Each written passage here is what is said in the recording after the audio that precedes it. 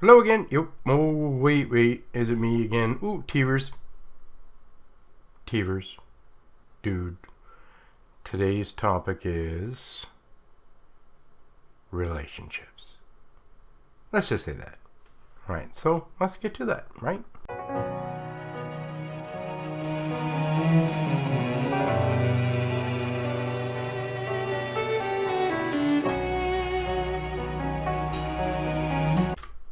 So I personally picked this background with the daggers flying because, I guarantee you a lot of you guys and girls out there are like, oh, I have exes who would like to throw daggers at me. Well, yeah, I have a few or a lot that actually do want to throw them at me. Anyway, this is actually, believe it or not, one of my favorite topics. No, you shouldn't need any tissue paper today, but I also, guys, I wear glasses. Truthfully, I do wear glasses. I have for quite a few years. I wear them on and off. I don't really need them, but make it better. What do you think? Cute? Haircut done. Yay! Looking great today. So why is this one of my favorite topics? Well, so going through therapy, many of us out there, truthfully, spend much of our time, getting out of a bad relationship, and we blame everything on our exes, and I'm and have been just as guilty as everybody else in this world, and all of my major relationships cheated on me. Pre-therapy. I got smarter after therapy, but a lot of things, and you carry this frigging anger with you from all that baggage that you've packed into your life and it just, on the stress level test, divorce is huge up there, and like I said, we carry this, and this is why it's one of my favorite subjects for me, because the truth is, when you're going through life and you're emptying out your garbage can, I call them the stress levels my garbage can, but when you do that, right, getting rid of it all, it's always better. Because the less stress that you have in your life, the better it is. So going through therapy, I went and explained my life history, and we did the whole one on relationships. And at the end of relationships, if you guys remember, I told you I had an excellent counselor who would always ask me a question and propose. And this was the first question that ever got proposed to me. She says to me, who do you think was at fault for all those relationships? And, well, of course, in my head, I'm going, well, what's the most cheated on me? My first wife had X amount of lovers. My second wife had a couple. And any other major relationship before that, they were all like, I've never cheated. I'm unsweet. Like, what the heck happened to me, right? And then, yeah.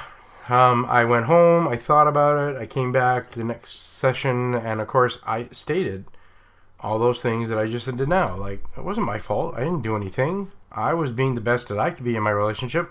I didn't deserve that shit. And she challenged me to really think about that. And she says, you're not stupid. Not in any way stupid. And so I went home again, and I really, really thought about it. And when I went back on the next session after that, I sat with her and I said, truth would be, it's my fault. Every single bad relationship I've ever had was my fault. And she asked me why I thought that. And the truth was, okay, here's the thing. I'm not dumb. And none of us are really dumb. We get blinded, and that's the thing. We do get blinded. We like what's happening, and we don't want to recognize the bad stuff. We don't want to look at the potentials of the stuff that's going to happen to us. And so we choose to ignore all of that. Well, that's exactly what I did, okay? The truth is, in both of my marriages, I recognized what was going to possibly happen. And I knew that at the beginning of the relationship, but I was enjoying the relationship, so screw that. So at the end of the relationship, all the stuff that I figured might happen happened, right? And then now I'm mad at them. But the truth was, out of this was I chose to ignore that. Okay, so when I got into the relationship, it was my choice to get into the relationship, good or bad, and it didn't make a difference what they did, because I knew the potential dangers to it and yet still chose to be there. So it was no longer their fault. It was my fault. Hey, I can't blame them. I can't be mad at them. I mean, it was unfair for what they did to me, but it still was my choice to be there. And learning that lesson in my life made so my garbage can, which was so huge with all this stress in my life, lost a whole pile just because of my relationship and recognizing and taking responsibility for the choices that I make in my life. And see, that's the other thing that I had to learn in therapy, was that everything in my life is my choice. Every single thing I do is my choice. Whether I'm doing it for somebody else, but it's mine. And the consequences are always mine. And, the unfortunate part with that is that you have to learn to recognize and then you have to learn to forgive yourself for those. That's tremendously hard, and we'll talk about that later on in therapies and stuff. But so what were my relationships? Well, I've had bouncy relationships. So in my teen years, I've always been a hopeless romantic. I've always firmly believed that you get married once and that's it. And boy, was that ever not so true. You're committed. I've been one of those, if you're 100% committed to my relationship, I'm 150% committed to that relationship. And I met this amazing young lady who I'm still talking to now.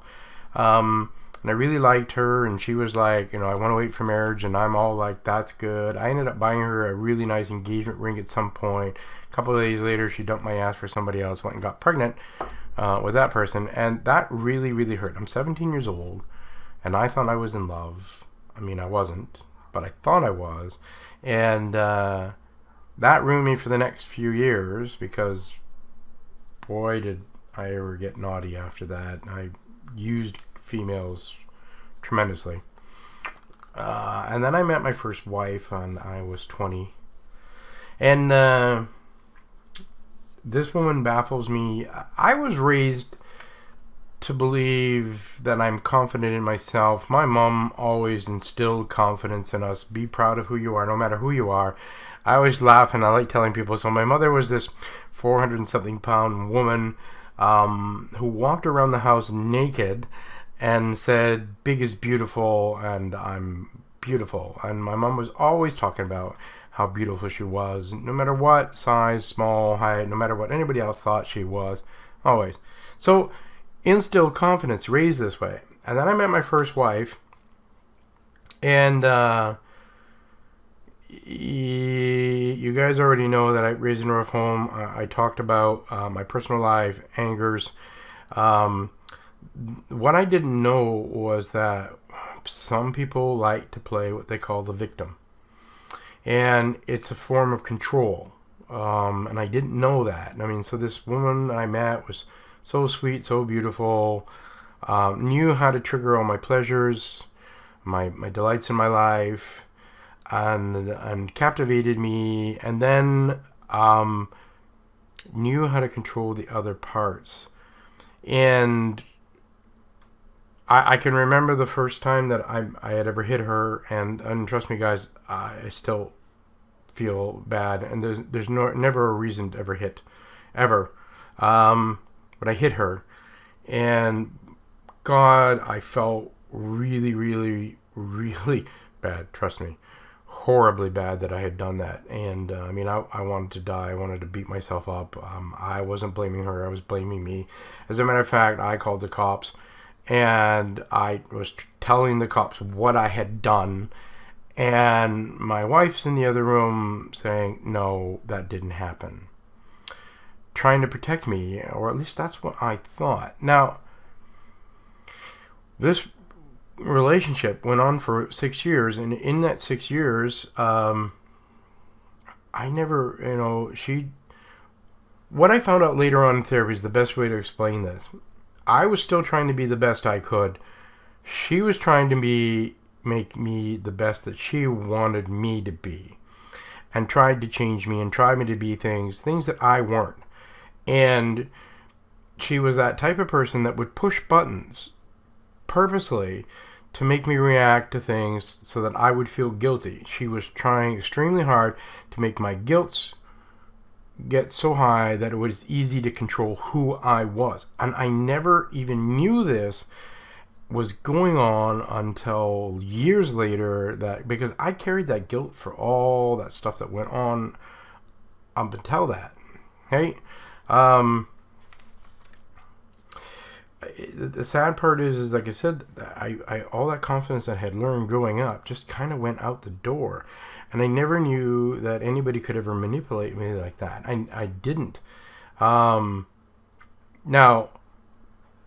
I knew at the beginning of that relationship the potentials of her. Because I had known her for years. I'd seen what happened in her first marriage. I choose to ignore that. So again, I'm going to say to you, I can't blame her for any of that stuff that went on, despite the fact that that's who she was. I couldn't blame her because I chose to be there. But when I left that relationship, I ended up in another relationship a year later with another woman who very similarly did the things. And I'll be honest with you, for the first 6 months of that relationship, I was stoned. Honestly, acid was my favorite love, that I was trying to escape life. And no matter what had happened in that relationship at that point, I didn't really care. And then I stopped doing the drugs, and I started waking up and started realizing some of the stuff that went on. And thank God I left her. But I mean, the nice thing about that one, I ended up meeting my second wife. Now, I might have spoken more frankly about my first wife and about that particular relationship last for a year, because it still counts as a major relationship in life. Controlling issues continuing on. But when I met my second wife, I'd met my second wife while I was dating that 1 year. And the first time I had met my second wife, I called her a bitch, she called me an asshole, and we didn't like each other. And then one night she was sitting in a Robin's Donuts crying, and she was pregnant, and I'm one of those kind of people, like, okay, I don't want to see anybody cry. So despite the fact that I didn't really like her, I sat down, I bought her a coffee, and I sat down and let her talk, and we ended up spending an entire night together, wonderfully, and over the course of time, her and I became best friends. Seriously best friends. And there was no ever hint about wanting to date, nothing like that. I enjoyed her company. I loved the passion that she had in life. I'd spent almost every single day with her. Every single night, I would leave her. Before I'd left, I would, sing to her tummy because her baby was in there, and I would sing every night to the baby. And I kind of really enjoyed all of that. And then in November, the baby was born, and this was the little girl that made me cry for the first time in my life. And we will get to that in the kids section, with what she had done. When she was born, they passed that little beautiful angel around the room, and nobody gave me the baby because I'm the single guy standing in the corner over there, right? And I finally was like, she's crying every time they're passing around. They finally passed her over to me, and then I started singing, and she just hushed up, fell back to sleep in my arms, and I was in love with that little girl after that. I mean, kind of.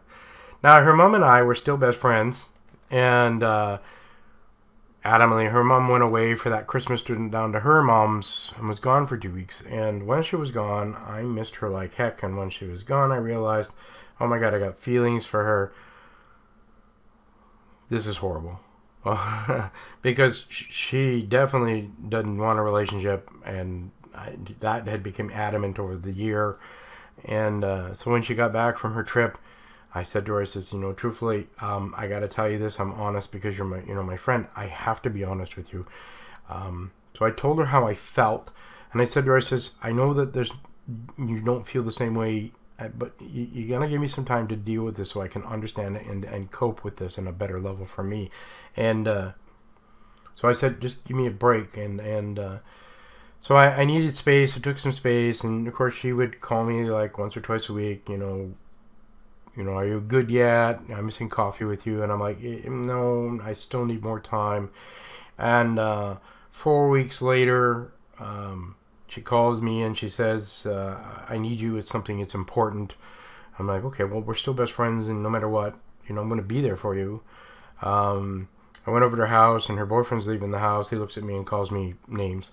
Who was a friend of mine, called me names.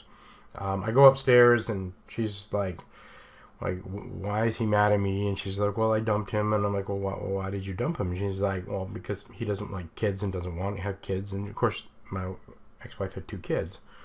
Both my ex-wife had 2 kids, but she had 2 kids, and she said, give me a moment.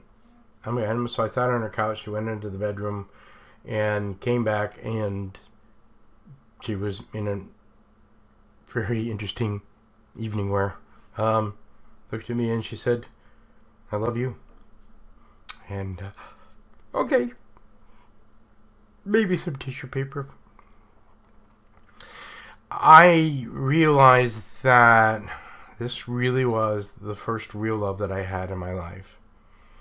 And I knew that she had issues. Her past was horrendous. And I was absolutely in love with her. And this is what I did wrong in this relationship, you see, because I thought that I could be the knight in white shining, or the white, shining knight, white, the guy in the armor dude. I thought that I could be everything that she needed in life. And I had promised her that I would be there at all, never to leave her side, and that was it. And so we dated and then lived together for a year, and then we decided to get married. And then when we got married, everything out that had happened in her past came out. The problem for her, love was a dirty thing, and when we got married, that's what happened in her brain. And for her to understand love, she needed to feel dirty, and I couldn't give that to her because the way I loved her was real and pure, and it wasn't dirty. So within a month, she had an affair, and I always wondered what it would have been like if we had never got married. What would have been different? That piece of paper changed so much. And the marriage lasted for about 8 months. More things had happened, and sad part is I couldn't handle anymore. Then she got pregnant. It was in February, and the first thing that went through my head was, am I the father? Because it might not have been me. And 2 months later, I can't handle this anymore. I had to get out of the house. I had to go my own. And I told her that I didn't want to end the marriage. I wanted to work on the marriage for the year. That never happened. We both fell. That you guys have heard of me before. That was the relationship that was the beginning of the end of my downfall. To throw more things onto the pile with my brother dying and so on after that, and I had to leave her. And by the way, you'll get into the child thing. My son was mine, definitely. The poor guy looks like way too much like me. Good looking, in other words, But and to this day, I still honestly feel bad. I mean, that I broke that promise. Like, I've learned to accept and apologize to myself, and I've learned to forgive me for that, and that was the most important thing. And we'll touch on that about other therapies. But she was an amazing woman, and the sad part, I feel, that woman deserved everything in the world that the world could have to offer her. But the problem is that she didn't believe that enough in her own self, and I still doesn't really believe that. And this is the sad part, because that woman had so much love, so much passion in her, and it's sad that she couldn't live that life that way. And I still, honestly, to this day, really hope the best for her. I do. If I could do something to make her world better, I would. And I appreciate her for that. No matter what happened in that relationship, I'm not angry with her. And I wasn't angry with her. I was angry with me after that. So anyway, leaving her, I went through some really bad choices for relationships. You know how you know something's really bad for you, and you know you shouldn't do it, but you do it anyway because that's what you figure you deserve. I realized that for the next 5 years, I punished the shit out of myself with relationships. I went into every bad relationship that was bad, unhealthy, bad relationships for myself. And it wasn't until I had therapy that I started realizing, all those bad relationships just kept adding back to my pile of stress. My garbage can was so overwhelming at that point. I ended up going through therapy, dated a couple of people while I was in therapy, but nothing really, really serious. And then when I was done therapy, I took a break from dating, and I went 2 years, nothing. Heck, I didn't even masturbate for those 2 years. The beauty about that whole thing is that no woman going forward could ever control me via my manhood. Right? I learned that that when I wanted in a relationship wasn't the sex or the super attention or any of that kind of stuff. The truth is, I learned that from my first marriage, and the things that were beautiful, not from my first marriage, my second marriage, the things that were beautiful about my second marriage, I wanted that. I wanted a best friend. I wanted somebody who could be there for me at all times if I needed them, but also wanted to be with me. And my second wife gave me all of that. And going forward, that's the things I met. Then I met Star, and I'm going to call her Star because I don't think she's going to choose to actually put her real name out there. And the funny, I loved how I met her. I did. So I'm on an online dating site. I'm going back into the dating world, and oh my god. First place, the world had changed somewhere. I have no clue what happened in there. I go on a date with a woman, and she expected me to put out on the first date, and I am not a physical person. Like for me to have, normally to be physical with somebody like that, I have to have emotions for them. I gotta have a respect, a certain level of knowing. Again, it takes more than just, hey, you're nude. Oh, I'm just gonna bang you. No. This woman went on this date with me, and wanted to go home, have the whoopee, and I'm like, no, it's not gonna happen. The next day she messages me. She goes like, "You're gay. Why didn't you just tell me you're gay?" And I'm like, "I'm not gay." And she's like, "No, you had to be because you turned me down." I'm like, "No, I'm not gay." But okay, so according to her. So then I went on a couple more dates, and I'm like, "Oh, what is this world coming to?" I like friendships. It's what I'm looking for. I put that in my profile. This is what I wanted, I'm looking for. And I kept meeting all these people that were messed in there. Like, holy smokes, messed in there. So I'm talking with them online, and they're all like, "Oh, I like what you're about," and all that. And then you go meet them, and they're like, bonkers. And so I changed my profile about how, and I made this big long, if you guys probably know, I rant. We're going to rant in the future too, but I ranted this big long thing about how people are fake. Like, you have this whole presentation, and I really hate that, because if you're going to be who you are. I don't care that you were a drug addict, or maybe you were a whore or a stripper. I don't care about your past. I never did care about your past. Just be real. Right? And these people kept being fake, so I wrote this thing about people being fake. And then Star messaged me back, and she's like, "I really like what you said here." And she says, "But can I give you some criticism?" And I'm like, "Sure." She corrected my friggin' grammar. Like, wow, like, okay, I'm had no, okay, and I absolutely chuckled, and I thought that was funny, and she never asked me to go on a date, and then we got really, really talking. She lived in another city, not too far from where I live, but another city. We got talking, and then she'd come to town. We'd gone for coffee and for dinner, and we got to know each other, and, you know, I developed this friendship with her, and it was actually a really enjoyable friendship, too. And at one point, I sent her my biography, and there are stuff in my biography that I'll never talk about on here. There are some things that are too deep for me.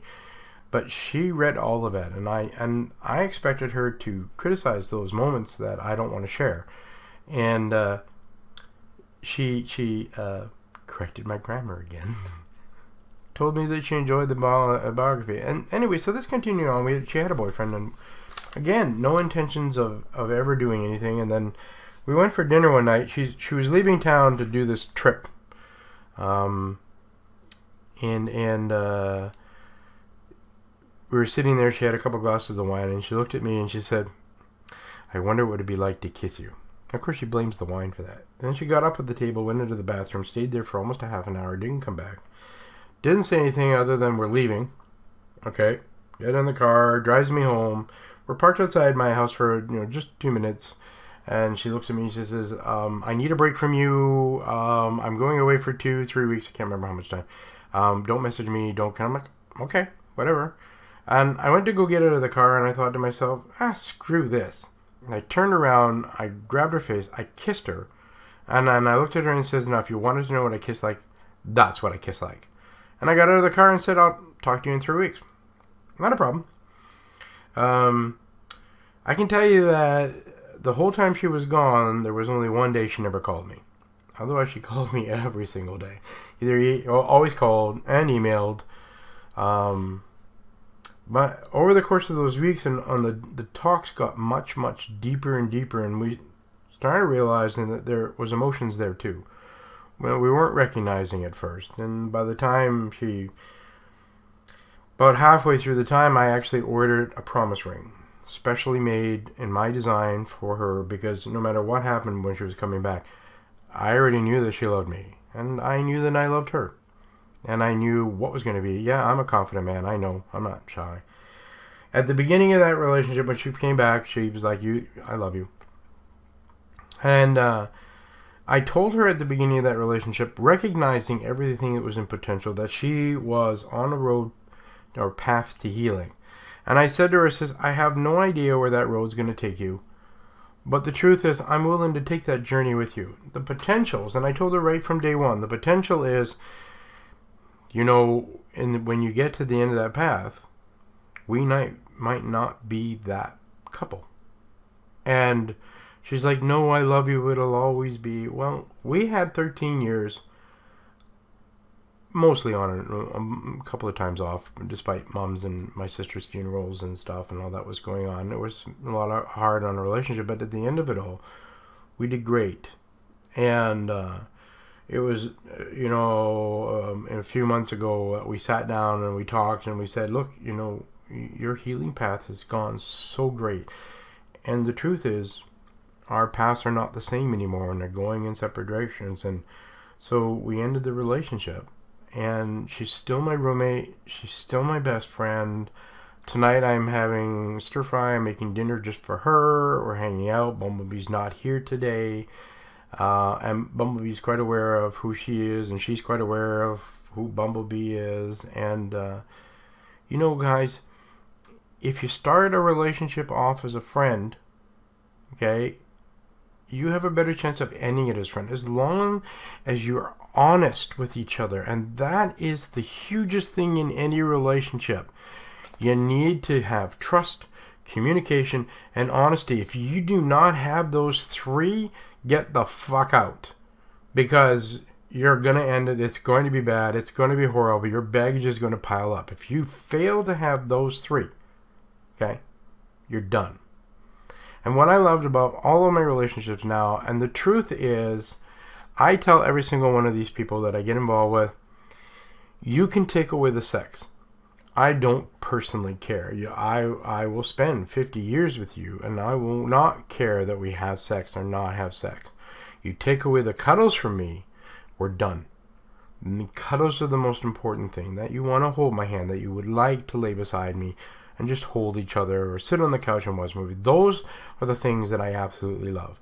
And don't stop talking to me. Don't let the sun go down angry. That is a huge saying of mine. If I'm upset, you're upset, we need to talk. Okay? Because if you go put your head on that pillow, I better be ready to cuddle. That's my reasonings. And I don't care what or how important you thought that was or how bad it was. We're going to talk. That's me. So then we have Bumblebee. You guys all know about Bumblebee. And Bumblebee is the absolute...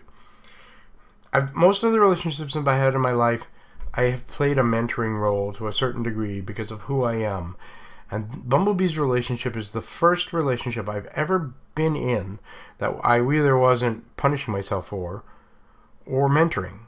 I don't need to be a mentor to Bumblebee. When we talk about the issues that are going on around us, that woman has the answers for most of the stuff that we're going to talk about long before I even come up with answers for her. I mean, we soundboard each other, which is awesome because it really helps me to work out some of the things that I'm still working on. And same with her. But I don't need her and she don't need me. This is the first real healthy relationship I have. So anyway, guys, that's my relationships. I had to get into this one before I started talking about kids because kids are big. You might need tissues for kids. That's a good possibility. It's coming out this week. Remember, I've been loving you guys. Your comments are great. Bumblebee's been enjoying your comments as well. Put them down below. Share this video. Share any of my videos. I'm more than willing to you guys to share them out there for people. If you figure other people can learn from the things that I've done in my life, share it. If these people want somebody to talk to, I'm there. You guys know how to get a hold of me. I've been more than glad to talk about it too. I mean, don't get me wrong, I don't plan on being your therapist, but I might have ideas for you though. Things you can think about on your own. Anyway, we did the comment thing. Guys, go have fun. Life is too short. Have fun with somebody you can have fun with, because why? It's so much better to have fun with that person. Alright, bye for now, guys.